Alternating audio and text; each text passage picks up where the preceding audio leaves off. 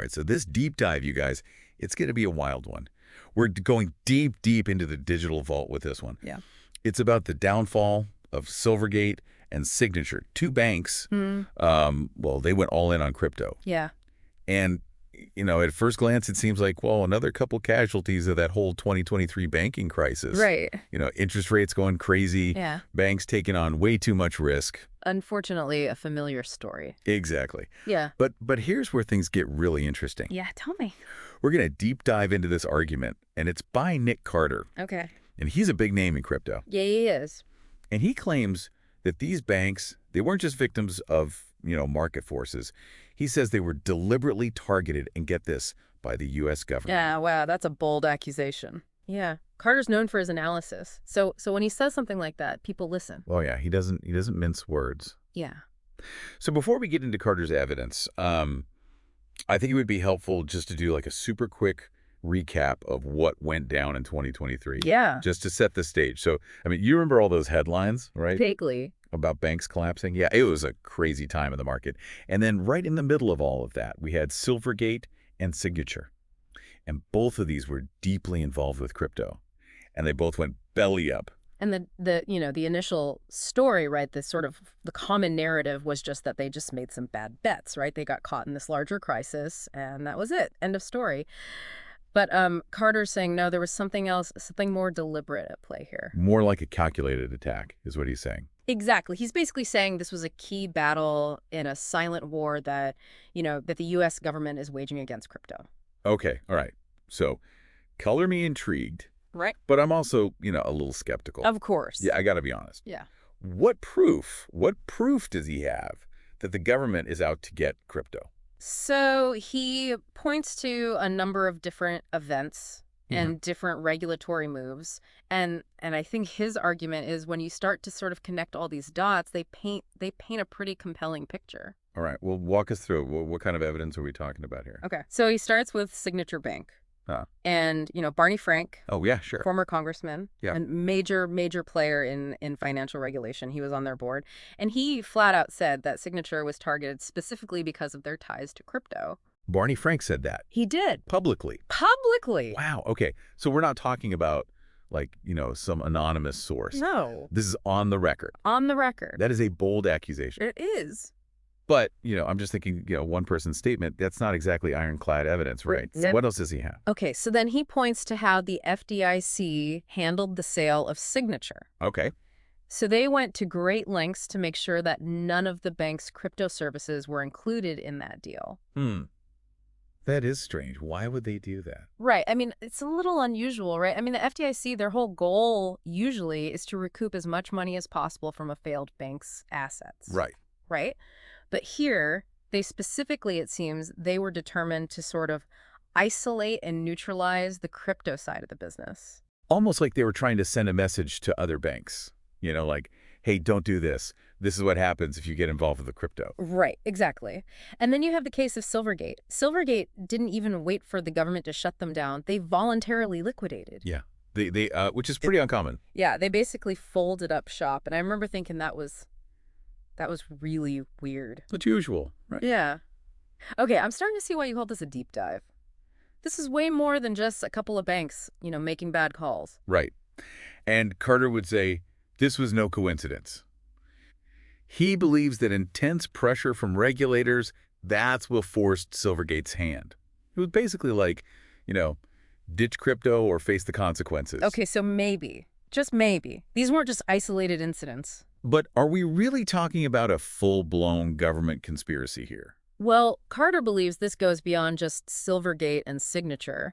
He sees a pattern of behavior here, Okay. a series of moves from regulators, and it's all designed to make life difficult for any bank that even thinks about working with crypto. You're saying there's more. There's more. All right, this is getting juicy. Tell me everything. Okay, so there's this company, Custodio. Right. And they were trying to become like a full-fledged bank, but like specifically designed to serve the crypto industry. Okay, yeah, I think I vaguely remember hearing that name. Yeah. Whatever happened to them? Well, to operate as a bank in the U.S., you need this thing called a FedMaster account. Right. It's basically like a direct line to the Federal Reserve, essential for processing payments, accessing emergency loans, all that kind of stuff. Sounds important. It is. It is. And Custodia's application for one of these accounts, I mean, it was met with a brick wall. Right. They were given the runaround for months, ultimately denied. Wow. And there was never like a clear explanation as to why.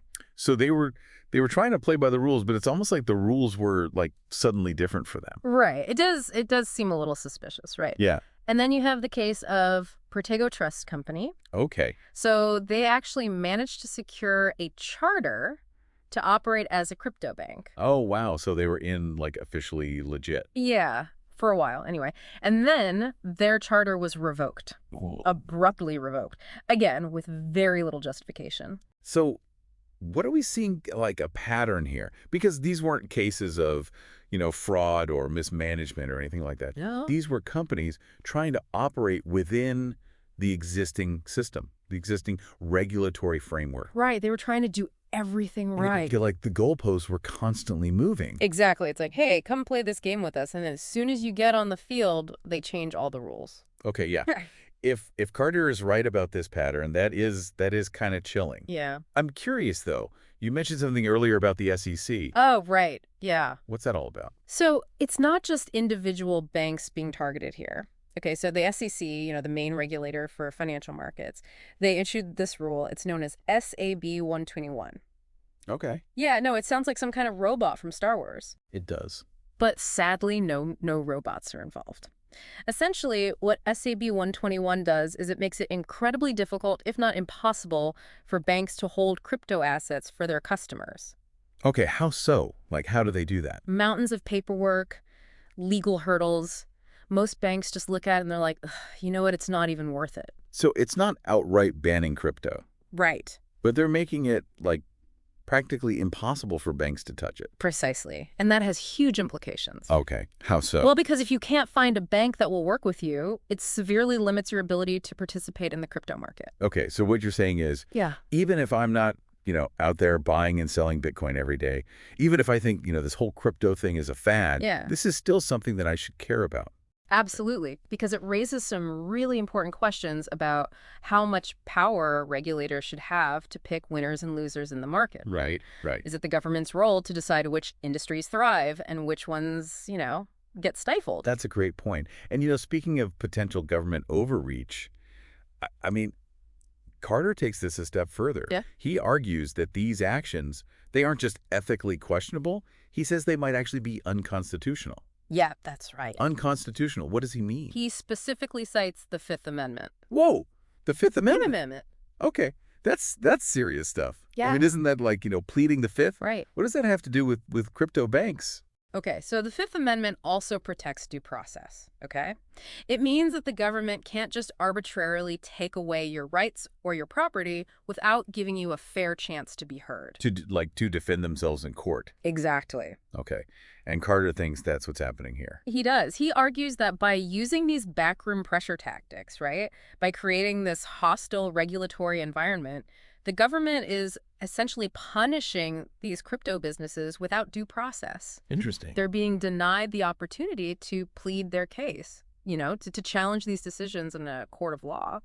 That is fascinating. And, a bit alarming, if true. Right. So let's say, for argument's sake, let's say Carter is right about all of this. Yeah. And there's this concerted effort to, kneecap the crypto industry. Yeah. I mean, what does that mean for the average person? Even someone who doesn't own a single Bitcoin. Well, I think on a very fundamental level, it raises questions about fairness and transparency in our financial system. Right, yeah. If this could happen to crypto, what's stopping them from going after, something else? Exactly. That's kind of a dangerous precedent. Exactly. But I think beyond that, it also stifles innovation, Okay. right? Crypto, for all its volatility, Sure. it represents a new way of thinking about finance, Right? about decentralization, Mhm. about the future of money itself. So by attempting to shut it down, are we potentially missing out on a wave of innovation? Possibly. Yeah, new technologies, new businesses, new solutions to old problems. That's the billion-dollar question, isn't it? Yeah. And it's something I think we should all be thinking about. And it's not even about whether you're, pro-crypto or anti-crypto. Yeah, right. This is bigger than that. Okay, so we've gone from a relatively, I thought kind of a straightforward story about a couple of banks collapsing. Right.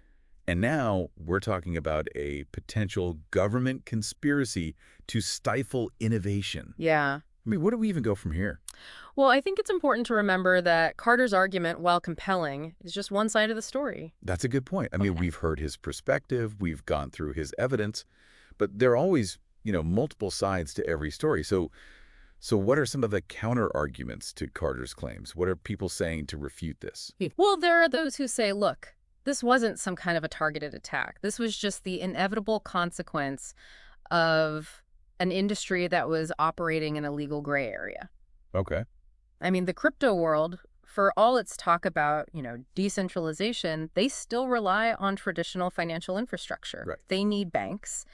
And regulators, they have a responsibility to protect the stability of the entire system. So from that perspective, it's less about, trying to stifle innovation, Right. and it's more about, protecting consumers and just making sure the whole system doesn't collapse. Exactly. Protecting the integrity of the financial system as a whole. And let's not forget, I mean, Silvergate and Signature, they did have significant exposure to crypto. They did. They were all in. When that market took a downturn, they got hit hard. And that's the risk you take when you're so heavily invested in a volatile market. Yeah, it's easy to see how someone could look at, this same set of facts and walk away with a completely different interpretation. Yeah. Maybe I wasn't this grand conspiracy, right? Maybe it was just, regulators scrambling to contain the fallout from this, new and kind of unpredictable industry. It's definitely a complex issue. Yeah. I mean, there are no easy answers here, but, that's what makes this deep dive so fascinating. It challenges us to think critically, It really does. about the role of government, the future of finance, this whole balance between, allowing for innovation, but also having some guardrails. For sure. And you know what? This whole conversation, it kind of reminds me of I don't know, like a magic eye poster. Ooh. You know those things where you got to like cross your eyes just right, I know exactly what you mean. and then boom, a three-dimensional image just kind of pops out at you. Right. This whole crypto situation, it's kind of like that. At first glance, you're like, okay, couple banks messed up, end of story. But the more you look at it, the more details you learn. Well, it's like a whole other picture starts to emerge. Exactly. And the picture's not always pretty, right? But it's a picture that I think we all need to be looking at. For sure. This episode it's been a trip, honestly. Yeah. We went from what I thought was just going to be a dry topic about, bank failures to accusations of government overreach, constitutional violations. You name it, we were in the thick of it today. We were all over the map. And the truth, like always, it's probably somewhere in the middle, right? Probably, yeah. It always is. And that's kind of the beauty of these deep dives. I mean, we're not here to give you all the answers. That's not what this is about. We're here to kind of, equip you with the information and the different perspectives, give you the lay of the land, if you will. And then it's up to you to kind of draw your own conclusions. Exactly. We just give you the tools. Yeah, exactly. We give you the tools. So for everyone listening out there, we want to hear from you. Yeah. What do you think? Was this a deliberate attempt to just, crush crypto? Or was this just regulators doing their jobs, in a world that's changing really fast? Tell us what you think. Yeah. Head over to our website. You know the drill. Leave us a comment. Let us know your take. And until next time, happy learning, everybody.